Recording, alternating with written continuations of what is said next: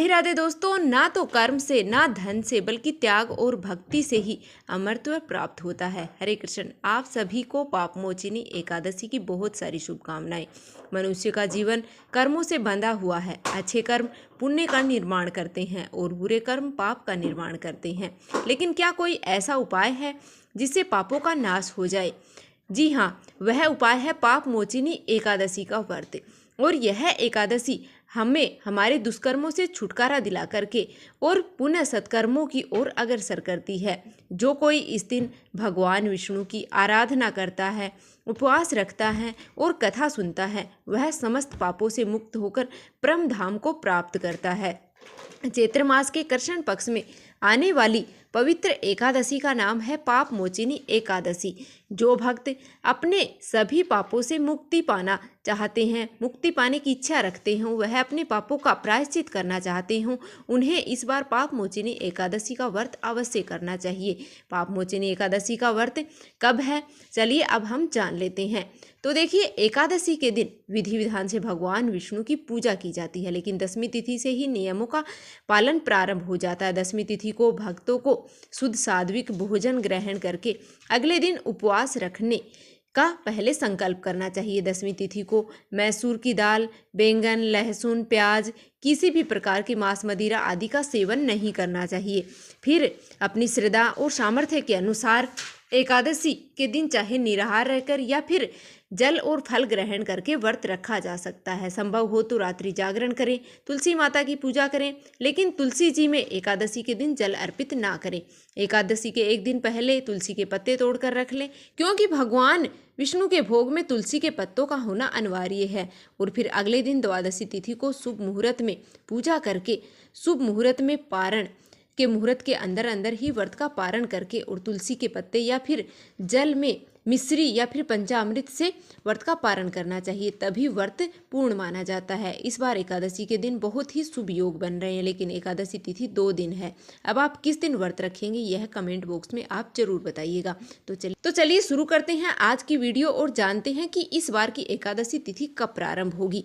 25 मार्च दिन मंगलवार को सुबह है 5:06 से एकादशी तिथि प्रारंभ होगी और एकादशी तिथि का समापन 26 मार्च बुधवार को सुबह 3:45 पर होगा। एकादशी की तिथि इस बार 2 दिन है, ऐसे में व्रत रखने की तिथि को लेकर बहुत ही ज़्यादा असमंजस बना हुआ है। लेकिन कौन सी तिथि में आपको व्रत रखना चाहिए, तो चलिए जानते हैं। इस बार पाप मोचिनी एकादशी का व्रत 25 मार्च मंगलवार को और 26 मार्च बुधवार दोनों ही दिन रखा जाएगा। 25 मार्च मंगलवार के दिन सारा दिन एकादशी रहेगी। सूर्य उदय से पहले 10वीं तिथि भी है। जब भी 10वीं तिथि के साथ एकादशी का संयोग होता है तो जो वैष्णव जन है वह इस दिन उपवास नहीं रखते हैं। ऐसे में वैष्णव एकादशी का व्रत रहेगा 26 मार्च बुधवार को। आप चाहें तो दोनों तिथियों में व्रत रख सकते हैं, दोनों ही तिथियों में सही है। मन में आप बिल्कुल भी कोई डाउट ना रखें। द्वादशी तिथि प्रारंभ होगी 26 मार्च बुधवार को सुबह 3:46 से और द्वादशी तिथि का समापन 27 मार्च गुरुवार को 1:42 पर होगा। तो देखा जाए तो 26 मार्च बुधवार की मध्य रात्रि का यह समय होगा 1:42 पर, यानी कि रात्रि के समय में ही द्वादशी तिथि समाप्त होगी। और यह महाद्वादशी होगी क्योंकि सुबह सूर्य उदय से पहले से लेकर के रात्रि तक द्वादशी तिथि रहेगी। ऐसे में बहुत से भक्त एकादशी के साथ साथ द्वादशी को भी व्रत रखते हैं, क्योंकि ऐसा संयोग बहुत ही कम देखने को मिलता है। और इस बार एकादशी का व्रत बहुत ही शुभ योग यानी कि स्वार्थ सिद्धि योग में रखा जाएगा। ऐसा संयोग बहुत ही कम होता है। एकादशी को भी स्वार्थ सिद्धि योग बन रहा है, तो ऐसे में शिव योग भी इस बार 25 मार्च को दोपहर 2:53 तक रहेगा और बाद में सिद्धि योग प्रारंभ हो जाएगा।